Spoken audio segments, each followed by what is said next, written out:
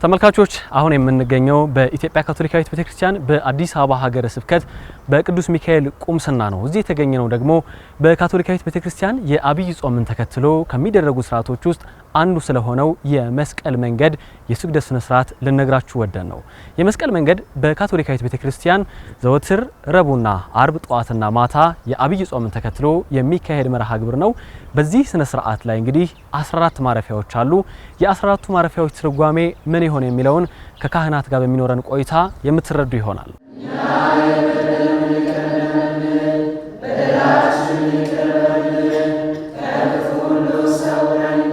ኢየሱስ ክርስቶስ መስቀልን ተሸክሞ ወደ ቀራንዮ የወጣበት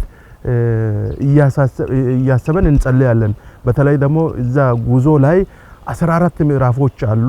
14 ምዕራፎች እነዚህ 14ቱ ምዕራፎች ደግሞ ጌታችን ኢየሱስ ክርስቶስ የተቀበለውን መከራ የሚያሳስቡ ነገሮች ናቸው።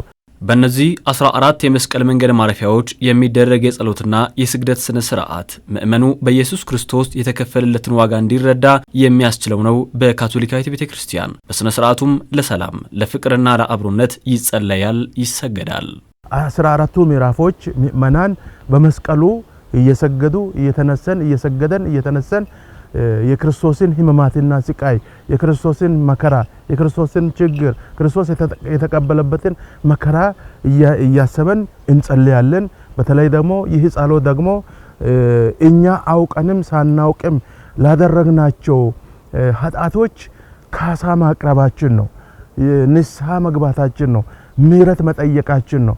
የአብይ ጾም የመስቀል መንገድን ምእመኑ በየዓመቱ በጉጉት የሚጠብቀው ስነ ስርዓት እንዲሆን አድርጎታል። በኢየሱስ ክርስቶስ ለሰው ልጆች ሁሉ የተከፈለውን ዋጋ የሚያስብ ስራ በሕይወታቸው እንዲገለጥ መንገድ የጠረገላቸው ስለመሆኑም ምእመናኑ ያስረዳሉ።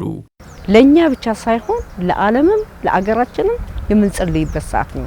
አጭር ጊዜም ቢሆን የምንተሳሰብበት የምንተዛዘንበት ሰዓት ስለሆነ በጣም አድርገን ነው የምንደሰተው። በጣም አድርጌ ነው የምጠብቀው።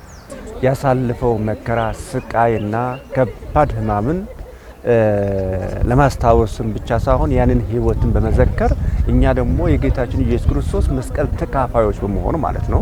በዚህ የጾም ወቅት የሚካሄደው የመስቀል መንገድ ምእመኑ በርካታ የጽድቅ ስራዎችን እንዲከውኑም አስተምህሮ ያዛል።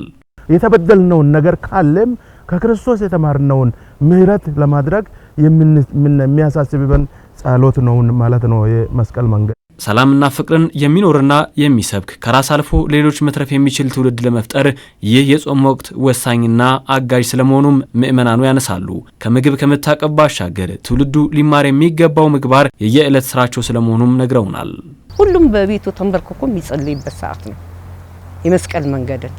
አመቱ መቼ መጥቶ የፋሲካ ወራቶችን እንዴት ነው የምናሳልፈው የሚለውን ነገር ሁሉም የካቶሊክ እንትን በጉጉት የሚጠብቀው ስለሆነ እጅግ በጣም ደስተኞች ነን። ከምግብ መሸሽ በቂ አይደለም።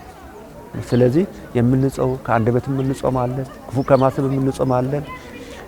ከሰለልተኝነት ምንድነው አይገባኝም የሚል ሌላ ሰው ችግር አያገባኝም ከምን አው ያገባኛል ሌላ ሰው መርዳት አለብኝ። ጾም ማለት በመልካም የሚገለጽ ነው፣ በህይወታችን የሚገለጽ ነው። አንደበታችን ልጾም ይገባል፣ አስተሳሰባችን ልጾም ይገባል፣ አመለካከታችን ልጾም ይገባል። እንዲሁም ደግሞ ክፉ ለሌላ ሰው ክፉ ነገር ላለማድረግ ራሳችን ለመቆጠብ ራሳችን ለመመርመር ራሳችን ለማስተካከል የምንጾምባቸው ብዙ ጾም አይነቶች አሉና እነዚህ ነገሮች ማድረግ ያስፈልገናል።